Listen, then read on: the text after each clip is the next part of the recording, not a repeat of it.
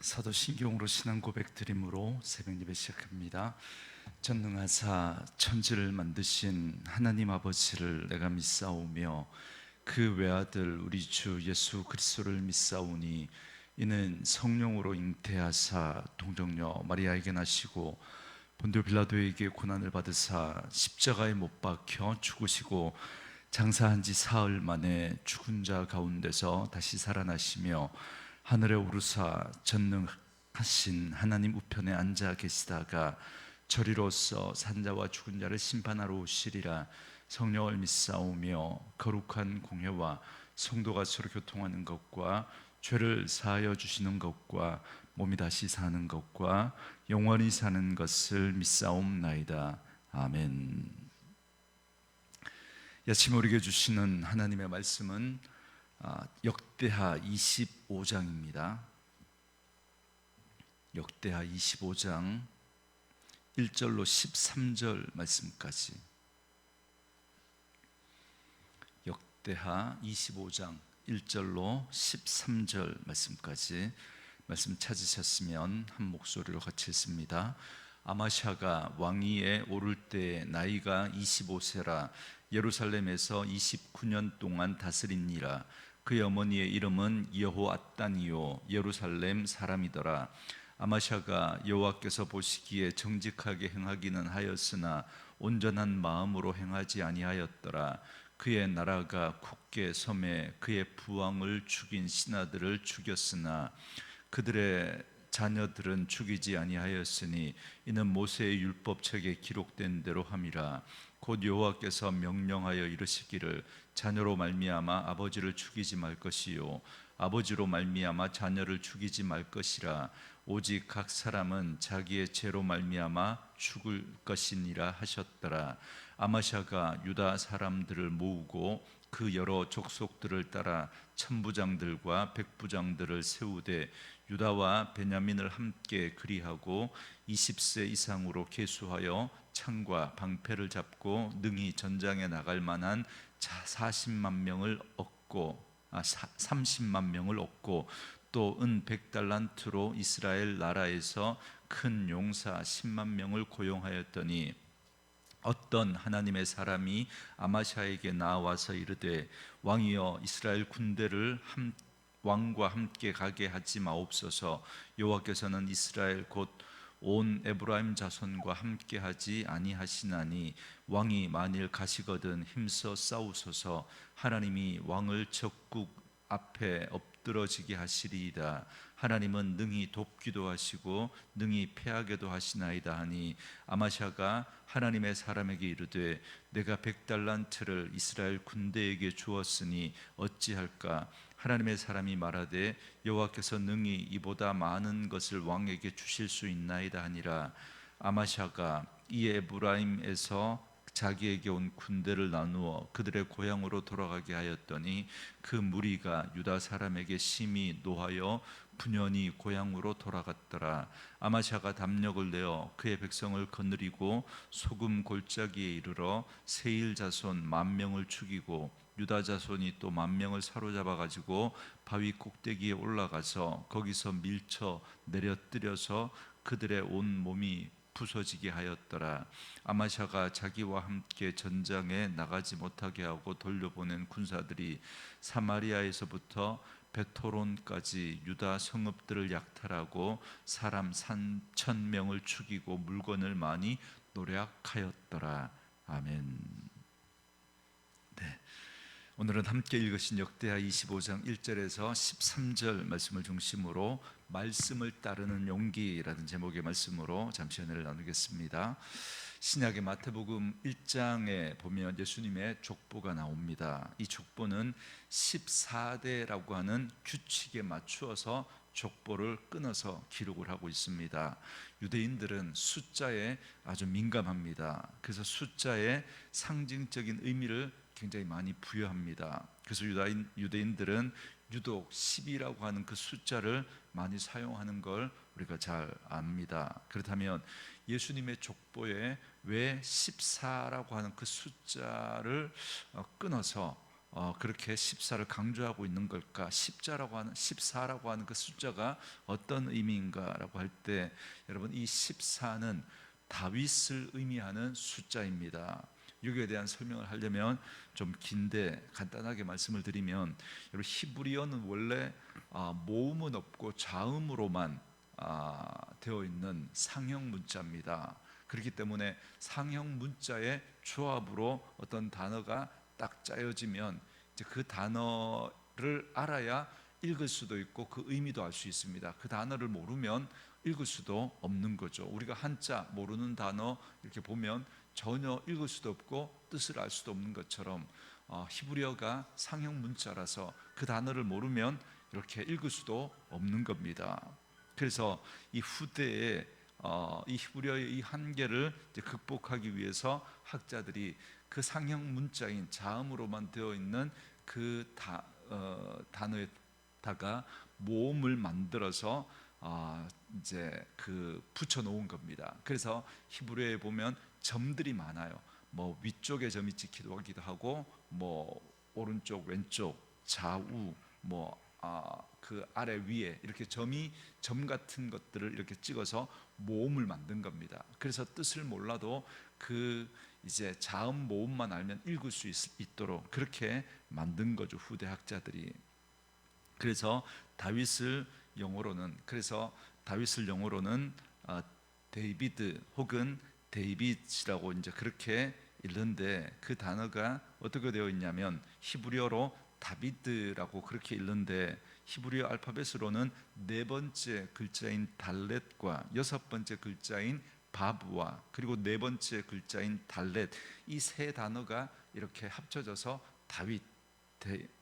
다비드 이렇게 히브리어로 읽습니다. 그래서 이 다비드라고 하는 이 단어가 이 알파벳 네 번째, 여섯 번째, 네 번째 이 그 알파벳으로 이루어지니까 4 더하기 6 더하기 4 이렇게 하면 14라고 하는 그 숫자가 나오는 겁니다. 그래서 이 14라는 숫자가 다윗을 상징하는 숫자가 된 거죠. 그래서 마태복음은 예수님의 족보를 다윗을 의미하는 14라고 하는 그 숫자에 일부러 맞추어서 기록을 합니다. 그래서 뭘 강조하려고 하는 거냐면 예수님이 다윗의 후손으로 오셨다라고 하는 사실을 강조하려고 했던 겁니다. 그래서 14라는 숫자에 맞추려고 하다가 보니까 이 마태복음 18장에 보면 세 사람의 왕이 생략되는 걸 볼 수 있습니다. 마태복음 1장 8절에 보시면 아사는 여호사밧을 낳고 여호사밧은 요람을 낳고 요람은 우시야를 낳고 이렇게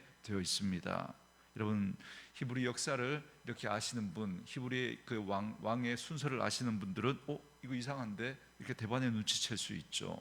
요즘 우리가 지금 이렇게 역대기를 통해서 유다 왕들에 대해서 계속 살펴가고 있는데 아사, 여호사밧, 요람 이렇게 이어집니다. 요람은 다른 말로 하면 여호람이라고 그렇게 말하기도 하거든요. 그래서 여호람 다음에 마태복음 1장 18절에 누가 나오냐면 우시야로 바로 이렇게 툭 뛰어 넘어가 버립니다. 그러나 여호람과 우시야 사이에는 세 명의 왕이 더 있습니다. 그런데 이게 생략이 된 거예요. 그러니까 아하시야, 요아스, 아마샤를 생략해 버린 겁니다.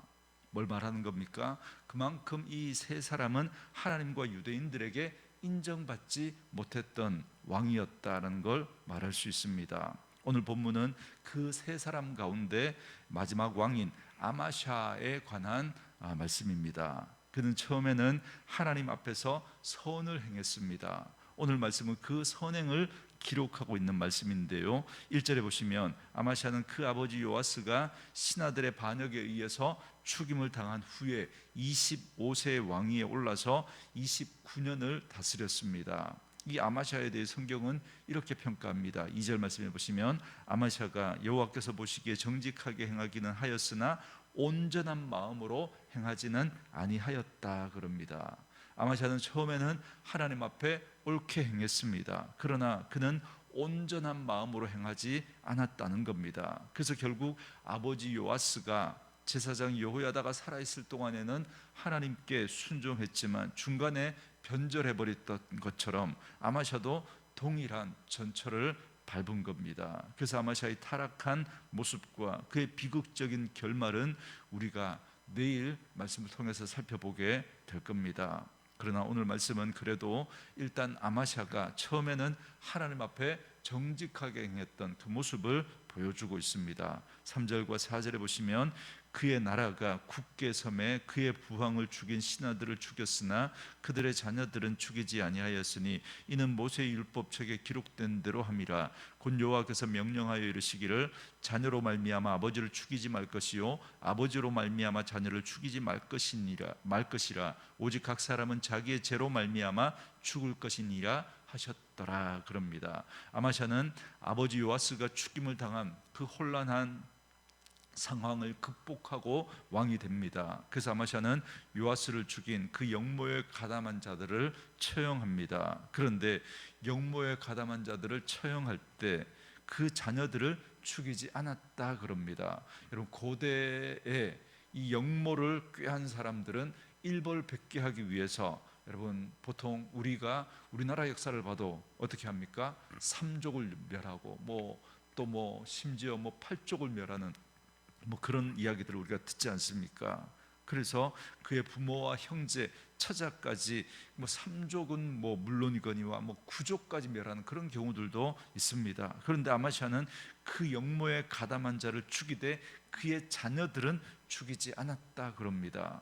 여러분, 이건 고대 역사에 있어서 이거 찾아볼 수 없는 일입니다. 그런데 아마샤가 왜 이렇게 행했는가? 이건 율법이 정한 규례를 따른 겁니다. 여러분, 신명기 24장 16절 말씀에 보면 자식의 죄로 인해 아버지가 죽거나 아버지의 죄로 인해 자식들이 죽임을 당하지 말아야 한다라고 하면서 오직 각 사람은 자기 죄로 말미암아 죽임을 당할 것이다 라고 말씀했습니다. 그러니까 아마샤는 하나님의 율법대로 그렇게 한 겁니다. 아마샤는 자기 감정에 치우치지 않고 오로지 말씀을 따라 행했던 그의 모습, 처음에는 이렇게 말씀을 따랐던 그의 모습을 보여줍니다. 오늘 우리에게도, 여러분, 우리가 정말 말씀을 따라 행한다, 우리의 감정대로 행하지 않고 말씀을 따라 행한다라고 하는 건, 이건 결코 쉬운 일이 아닙니다. 여러분, 우리는 말씀보다 내 감정이 앞설 때가 얼마나 많습니까? 물론 감정을 따라 행한다는 것이 무조건 잘못은 아닙니다. 감정은 우리의 행동에 큰 힘을 공급해 주기도 합니다. 불의에 대한 분노의 감정을 잘 사용하면 우리는 의로운 행동을 할 수 있습니다. 어려운 이웃들을 바라볼 때 긍휼히 여기는 그 감정을 따라 행동하면 이웃 사랑을 실천하는데 또 굉장히 도움이 됩니다. 그러나 하나님의 말씀이 나의 감정을 온전히 다스릴 때만이 이것이 가능합니다. 하나님의 말씀과 상관없이 내 감정만 앞세우고 내 감정만 따라 행하게 되면 우리는 실수하고 이를 그르칠 때가 굉장히 많습니다. 그런데 오늘 아마샤는 자기의 감정보다 말씀을 따라 행하는 그의 의로운 모습을 보여주고 있습니다. 말씀으로 이 하루를 시작하는 저와 여러분들은 우리의 감정이 정말 하나님의 말씀 앞에 통제되어지고, 그래서 그 감정을 따라 행할 때에도 정말 그것이 하나님의 마음과 합한지, 하나님의 뜻과 합한지 살피면서 감정보다 하나님의 말씀을 따르는 저와 여러분 될 수 있기를 주의 이름으로 축원합니다. 한편 아마샤는 왕권이 인정되자, 안정이 되어지자 이제 에돔을 정복하려는 계획을 세웁니다. 에돔은 다윗 때 속국이 되어 조공을 바치던 나라였는데, 우리가 앞서 이렇게 살펴봤던 것처럼 여호람 때 반란을 일으켜서 독립을 했습니다. 그래서 아마샤는 다시 그 에돔을 정복하기 위해서 군대를 일으켰습니다. 5절에 보면 아마샤는 유다에서 30만의 군대를 모읍니다. 여호사밧 때는 여러분 116만 명의 군대를 보유했던 것에 비하면 한참 적은 숫자입니다. 그만큼 국력이 약해졌다라는 걸 볼 수 있습니다. 그래서 군대의 숫자가 적다고 느낀 아마샤는 6절에 보면 북이스라엘의 용병 10만 명을 고용하게 됩니다. 그래서 그들에게 은 100달란트를 이미 지불을 합니다. 그런데 하나님의 선지자가 와서 이 일에 대해서 이렇게 말합니다. 7절 말씀에 어떤 하나님의 사람이 아마샤에게 나와서 이르되 왕이여 이스라엘 군대를 왕과 함께 가게 하지 마옵소서. 여호와께서는 이스라엘 곧 온 에브라임 자손과 함께하지 아니하시나니 그럽니다.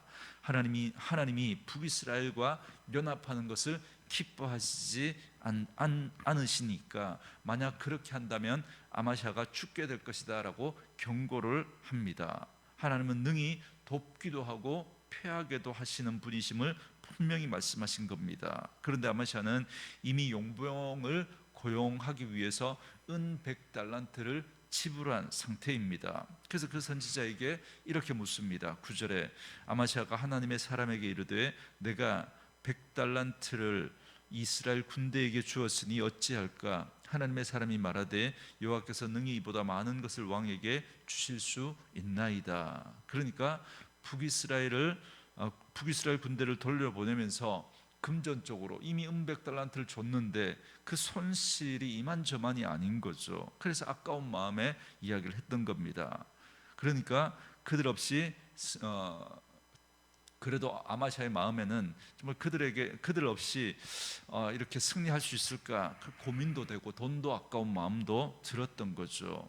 그런 아마샤에게 선지자가 말하기를 하나님이 100달란트보다 더 많은 것을 왕에게 주실 수 있다라고 말을 합니다. 이 말에 아마샤는 결단하고 북이스라엘 군대를 돌려보냅니다. 10절에 보면 이때 북이스라엘의 군대는 심히 노하여 고향으로 돌아갔다 그럽니다. 그들은 약속한 은 100달란트를 이미 받았습니다. 그러니까 생명을 잃을 수도 있는 전쟁에 참여하지도 않고 은 100달란트를 받은 거니까 여러분 이거 좋은 일 아니에요, 그죠? 그런데 그들이 이것 때문에 분노하며 고향으로 돌아갔다 그럽니다. 언뜻 보면 이해가 잘 되지 않습니다.